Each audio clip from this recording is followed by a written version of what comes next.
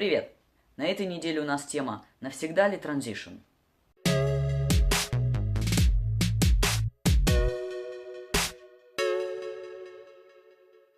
Наверное, для того, чтобы ответить на вопрос «навсегда ли переход?», транзишн, переход, это я так как синонимы использую, нужно просто понять вообще, о чем речь, если говоришь «навсегда». Вообще, что может быть навсегда? В конце концов, да, если я решаю, что я хочу сделать переход из женщины в мужчину, начинаю принимать тестостерон, то я лично рассматриваю это как если я, например, был бы диабетиком, который нужен инсулин, а мое тело не способно производить само инсулин, то я пожизненно должен принимать, колоть этот вот инсулин для того, чтобы иметь возможность жить нормально. Да, и, соответственно, я также и подошел к вопросу перехода. Я решил, что навсегда, я всегда теперь буду колоть тестостерон для того, чтобы всегда быть мужчиной. Но существуют случаи, когда люди делают detransition, обратный переход. Прекращают принимать тестостерон, если они еще не сделали операции по удалению яичников, то они вынуждены тогда принимать или колоть женские гормоны для того, чтобы их тело просто имело какие-то половые гормоны. В таком случае их переход был не навсегда. Но мне сама постановка вопроса кажется немного чуждой.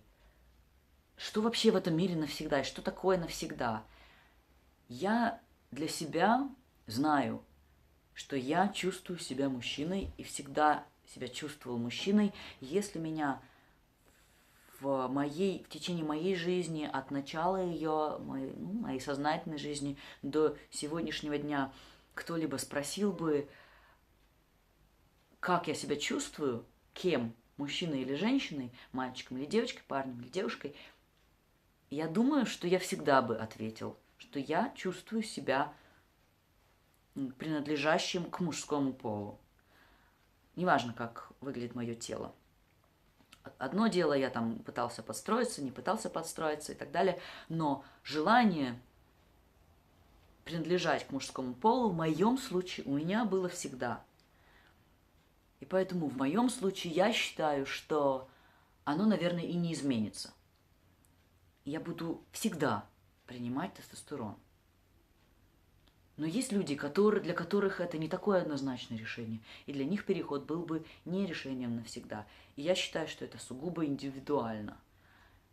Я считаю, что ничего ужасного или осуждаемого нет в обратном переходе или в каком-то временном приостановлении перехода. Есть люди, которые не относят себя ни к тому, ни к другому полу, и они, например, хотят какое-то время попринимать одни гормоны, а потом какое-то время другие. Когда я говорю принимать, я имею в виду в основном колоть, потому что его не принимают в виде таблеток.